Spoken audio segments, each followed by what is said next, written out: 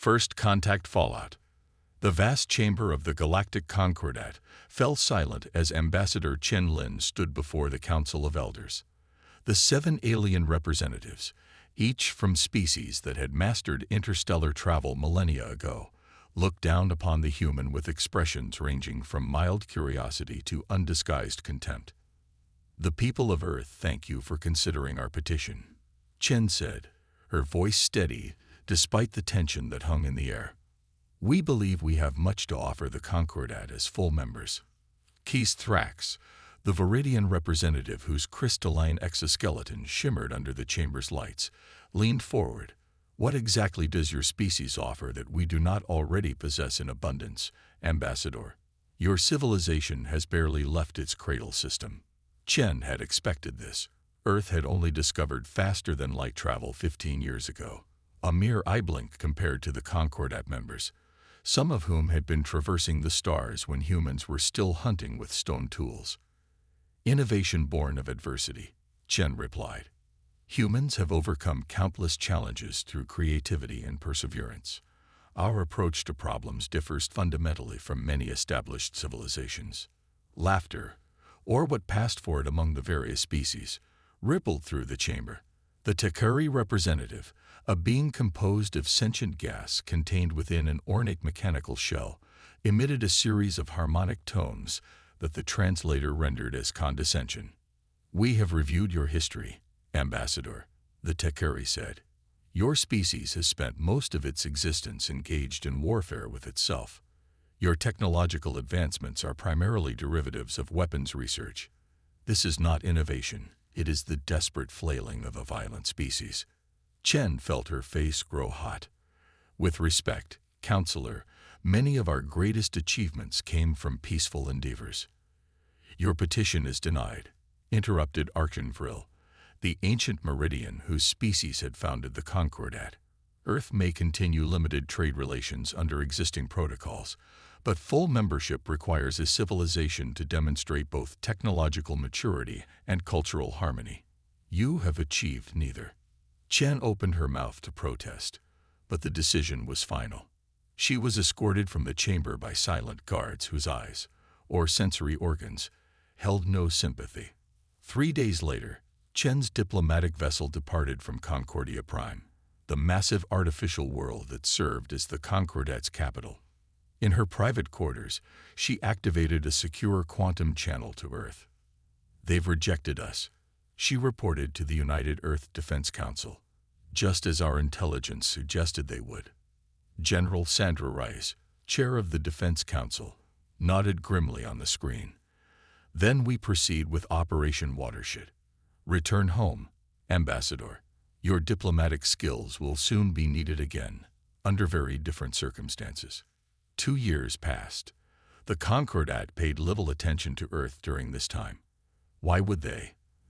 The human world continued its modest trade, maintained its small fleet of rudimentary interstellar vessels, and caused no trouble.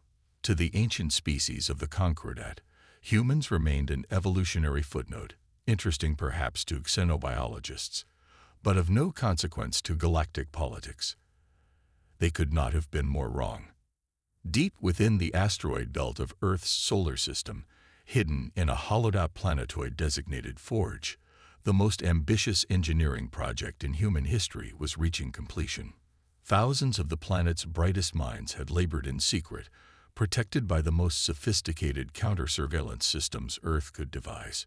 General Rice stood before the observation window, her weathered face illuminated by the glow of construction lights that revealed the massive form taking shape in the cavernous dock. "Status report," she demanded. Fleet Admiral Okamura consulted his neural interface. "Final systems checks complete, General. The HMS Defiance is ready for her maiden voyage." Rice studied the warship with fierce pride. Over 800 meters long, the Defiance represented a quantum leap in human technology, but not in the way the Concordat might have expected. Earth's scientists had not simply copied alien designs. They had approached the problem of interstellar warfare from a uniquely human perspective. "The Valkyrie drive?" she asked. "Operational," Okamura confirmed. The gravitational lensing tests exceeded our most optimistic projections. The Defiance can manipulate space-time to a degree that will make Concordat weapons and defenses functionally obsolete. And the crew. Captain Imani Okafor and her officers completed final simulations yesterday. They're boarding now. Rise nodded. Captain Okafor was the natural choice to command humanity's first advanced warship, a brilliant tactician with a philosopher's mind and a steel core. She would need all those qualities for what was to come. The Defiance slipped through the void between stars, its revolutionary drive leaving no conventional warp signature for Concordat sensors to detect. In the command center, a spherical chamber where the bridge crew operated in a three-dimensional holographic interface, Captain Okafor reviewed the mission parameters. Our orders are clear, she told her senior officers. We are to proceed to the Arcturus Gate and make our presence known to the Concordat patrol fleet stationed there. We are not to initiate hostilities, but we are authorized to defend ourselves if attacked. And then what, Captain? Asked Commander Liu, her executive officer. Okafor's lips curved in a slight smile. Then we deliver a message. The Arcturus Gate was a strategic choke point, a natural phenomenon that facilitated faster-than-light travel between several important systems. The Concordat maintained a permanent presence there, 6 warships under the command of Commodore Trazol of the Saurian hegemony. As the Defiance approached the gate, Okafor ordered comm silence and passive sensors only. They would observe first. The tactical display showed the Concordat vessels arranged in standard patrol formation. 5 destroyers escorting a command cruiser. Each alien ship dwarfed the largest vessels in Earth's conventional fleet, their hulls bristling with weapon emplacements and defensive arrays. They haven't detected us yet, reported Lieutenant Commander Nkosi from the sensor station. Their scanning patterns are routine. Take us in closer, Okafor ordered. Prepare to drop our stealth field on my mark. The Defiance glided forward, a ghost ship invisible to conventional detection methods. When they reached a position directly above the Concordat formation, Okafor gave the command. Drop stealth field. Power up all systems except weapons. Let them see us. The effect was immediate and dramatic. Alarms blared across the Concordat fleet as their sensors suddenly detected a vessel where none had been before, a vessel of clearly human design, but unlike any they had encountered. We're being scanned, Nkosi reported. Multiple frequencies, very aggressive. They're trying to penetrate our shields. Let them look, Okafor said calmly. Open a channel. The main view screen flickered to life, revealing a reptilian face with vertical pupils that narrowed in surprise. This is Commodore Trazol of the Galactic Concordat Defense Force, the Saurian hissed. You have entered restricted space in an unregistered vessel. Identify yourself immediately. Okafor stood, her tall frame straight and commanding. This is Captain Imani Okafor of the United Earth vessel Defiance. We are conducting a navigational exercise in international space, Commodore. Trazol's scaled lips drew back, revealing serrated teeth. No human vessel possesses the technology to approach undetected. You will power down and prepare to be boarded for inspection, or we will open fire. I would advise against that course of action, Commodore, Okafor replied evenly. The Saurian barked a command off-screen, and the channel closed. Moments later, 2 Concordat destroyers broke formation and moved toward the Defiance, weapons charging. They're targeting us, Captain, Lieutenant Park announced from Tactical. Energy weapons coming online. Their lead vessel is launching boarding pods. Okafor nodded. Activate the Valkyrie drive. Primary configuration only. Let's show them what we can do without actually firing a shot. The heart of the Defiance, the revolutionary Valkyrie drive, hummed to life. Unlike conventional drives that merely propelled ships through space, the Valkyrie manipulated the fundamental fabric of space-time itself. As the first Concordat shots streaked toward the human vessel, reality seemed to bend around the Defiance. The energy beams curved harmlessly away, their trajectories warped by localized gravitational distortion. The boarding pods, designed to attach to enemy hulls, found themselves suddenly accelerating in random directions, their guidance systems confused by space-time anomalies. On the Concordat vessels, alarms screamed as sensors failed, and navigation systems went haywire. The destroyers, attempting to maintain their attack vector, instead found themselves drifting away from their target, caught in artificial gravitational eddies that the Defiance generated. Status of Concordat vessels? Okafor asked. Confused, Captain. Nkosi replied with a hint of amusement. Their weapons are still online, but they can't get a target lock. Their engines are at full power, but they're making no progress toward us. They're hailing us again, Communications Officer Chen announced. The view screen reactivated to show Commodore Trazol, his previous arrogance replaced by barely concealed shock. What manner of technology is this? He demanded. As I said, Commodore, Okafor replied, I would advise against hostile action. The Defiance is not here to start a war, but to deliver a message from Earth to the Galactic Concordat. We request safe passage to Concordia Prime. Trazol's eyes narrowed. The Council does not take commands from.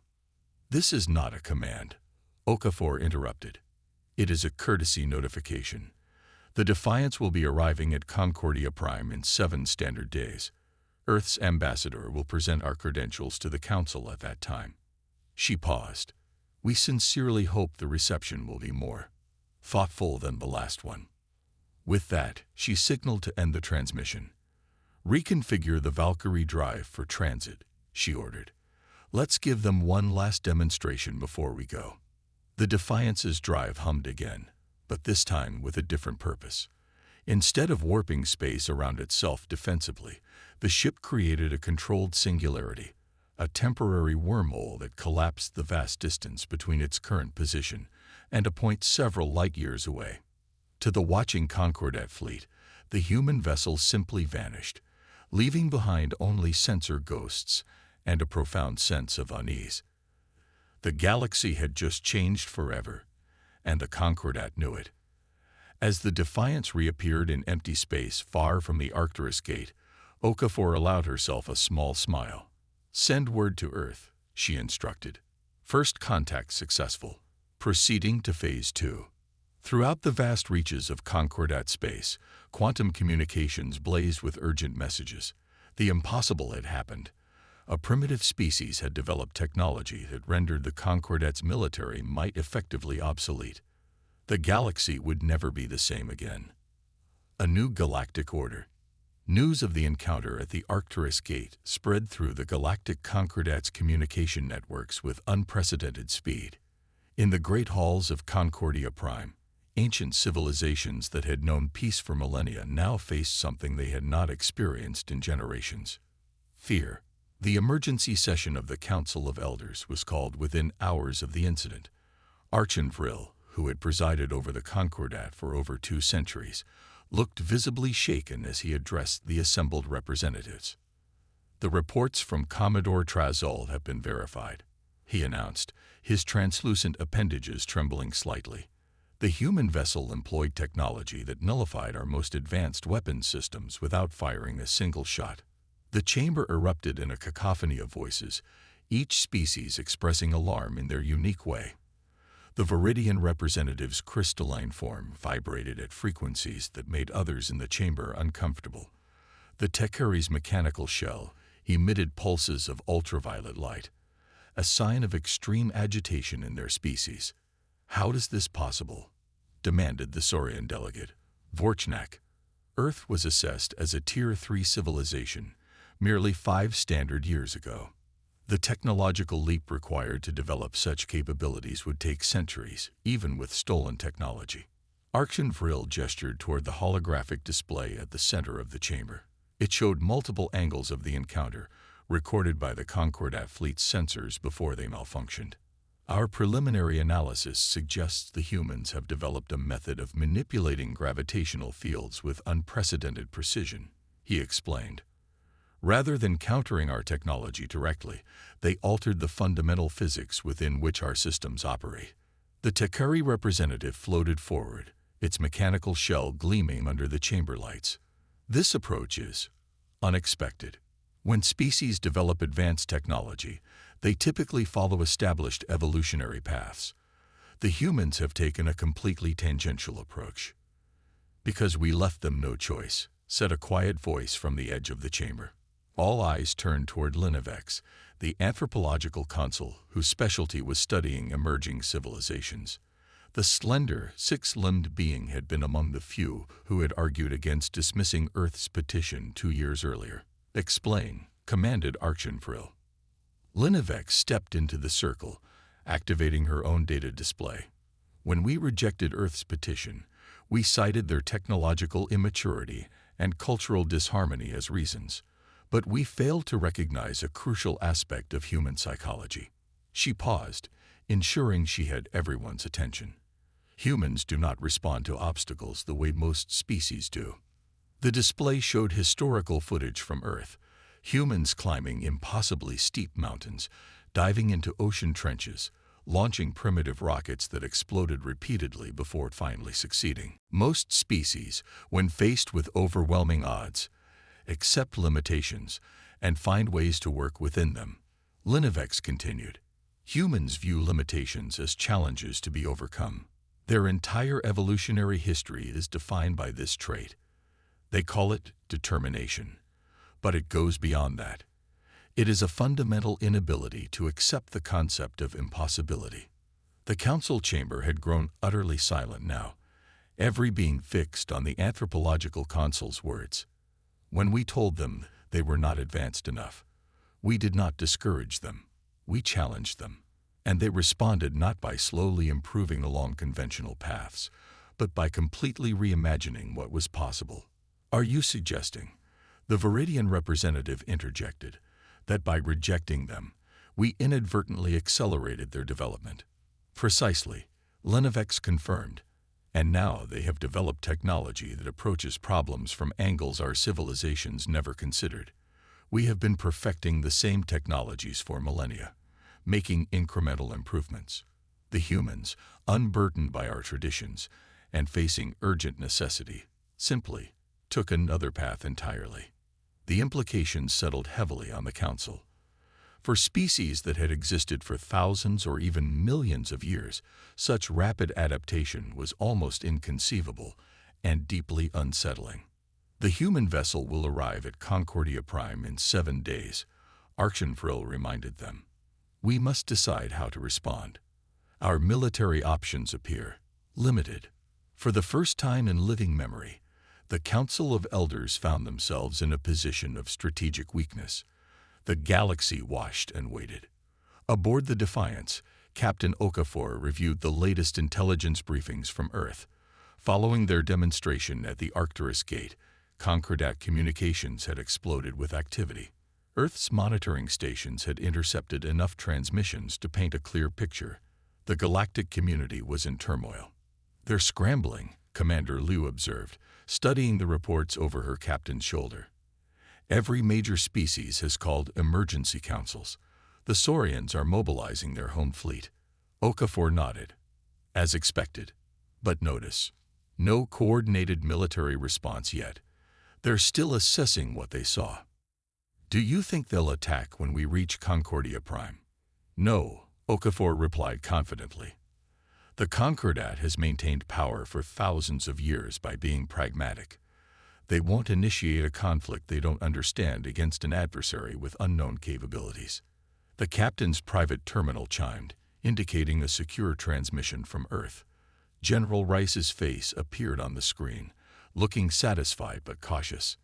Captain, your encounter at the Arcturus Gate has achieved the desired effect. Ambassador Chen's diplomatic team is preparing to join you at the rendezvous point. Remember, the Defiance is merely the introduction to our negotiation strategy. Impressive, but ultimately just a tool of diplomacy. Understood, General, Okafor replied, though I suspect the Concordat might view it as more of a hammer than a handshake. Reyes smiled thinly. Sometimes the most effective diplomacy comes from negotiating from a position of respect. Until 2 days ago, they had none for us. After the transmission ended, Okafor made her way to the ship's observation deck. The vast panorama of stars stretched before her, unchanged for billions of years. Yet in the span of a human lifetime, humanity's relationship with that ancient cosmos had transformed completely. "Beautiful, isn't it?" a voice said beside her. Dr. Hiroshi Nakamura, the chief scientist responsible for developing the Valkyrie drive, had joined her at the viewport. His aged face reflected the starlight as he gazed outward. "It is," Okafor agreed, "though I imagine those stars look different to the Concordat today than they did yesterday." Nakamura nodded slowly. "You know, when we developed the Valkyrie drive, many argued that we should build a fleet of warships first, establish overwhelming military superiority before revealing ourselves. Why didn't we?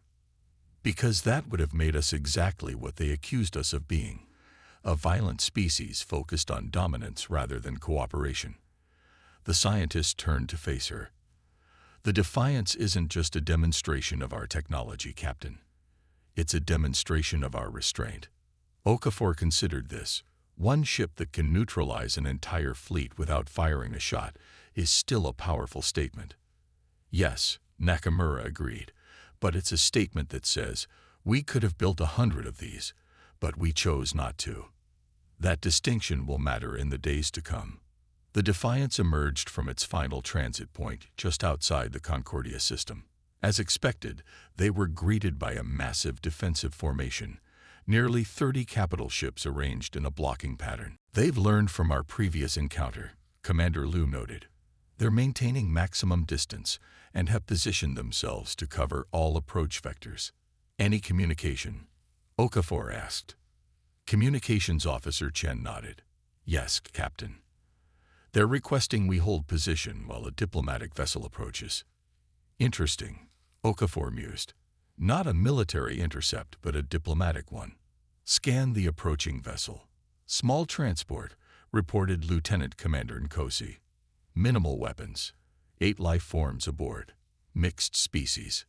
Okafor straightened her uniform. "Let them come. Maintain defensive protocols but project non-aggressive stance." The sleek diplomatic shuttle docked with the Defiance 30 minutes later. When the airlock cycled open, Okafor was surprised to see Linovex, the anthropological consul whose arguments in favor of human inclusion had been dismissed 2 years earlier. "Captain Okafor." The alien greeted her, upper limbs performing a respectful gesture.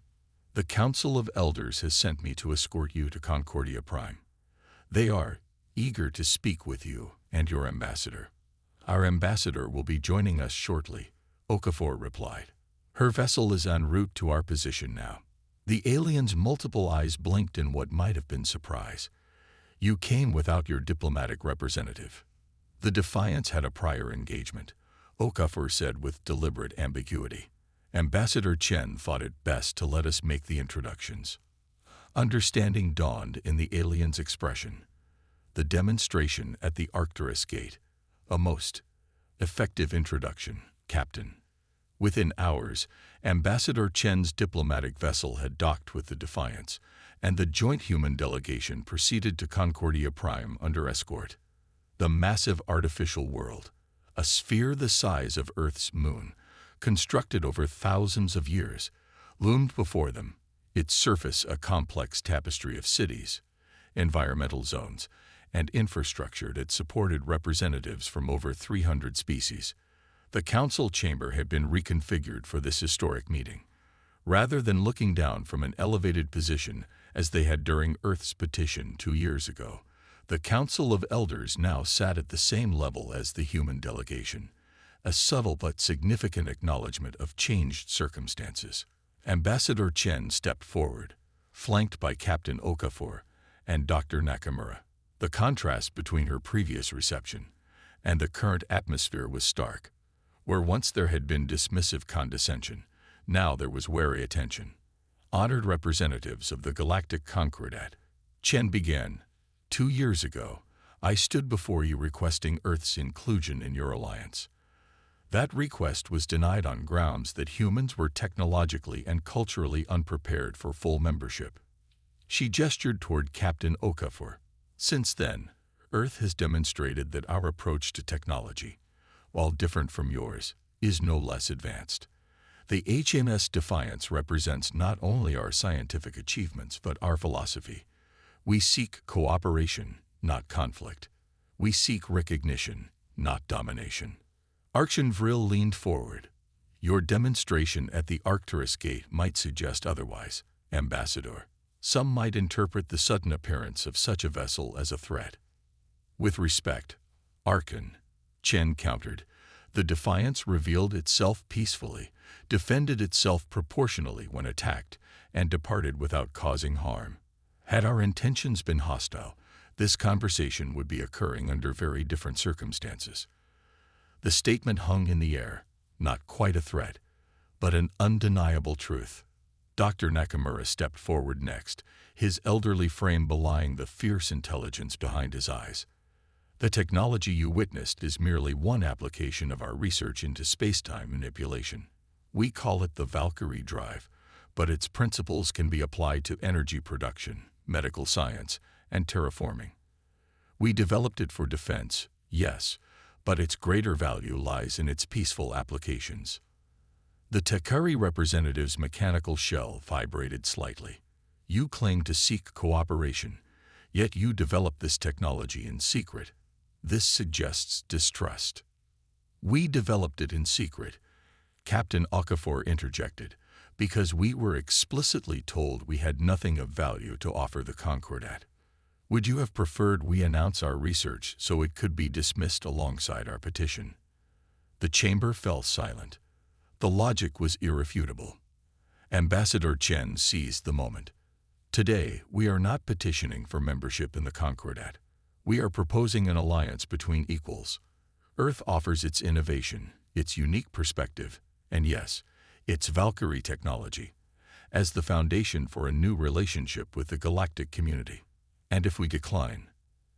Asked the Saurian representative, Vorchnak. Chen's expression remained diplomatic, but her tone hardened slightly. Then Earth will continue its independent development. We will establish our own treaties with willing civilizations. We will chart our own course among the stars. She paused. But we believe that would be a missed opportunity for all of us. As the council deliberated in private, the human delegation waited in an antechamber with views of Concordia Prime's spectacular cityscape. Ambassador Chen turned to Captain Okafor. Do you think they understood our message? Okafor nodded. They understood. The question is whether their pride will allow them to accept it. Thousands of years of being the undisputed masters of this galaxy, Dr. Nakamura mused. It cannot be easy to suddenly face a species that challenges your technological superiority. They don't need to see us as superior, Chen said firmly. Just as equals. That's all Earth has ever wanted. When they were summoned back to the council chamber, the mood had shifted. Archon Vril stood at the center of the chamber, the other representatives arranged behind him in a semicircle, a formation traditionally used for major pronouncements. The council has deliberated, Vril announced, and we have reached a consensus. The Galactic Concordat recognizes Earth as a sovereign power with advanced technological capabilities. We propose the establishment of a joint commission to explore areas of technological and cultural exchange, with the goal of eventual full integration of Earth into the Concordat, not as a junior member, but as a peer civilization. Ambassador Chen stepped forward. Earth accepts this proposal, Archon. We look forward to working alongside the civilizations of the Concordat as we all move forward into a new era. As formal protocols were exchanged, Captain Okafor noticed Linovex watching the proceedings with what appeared to be satisfaction.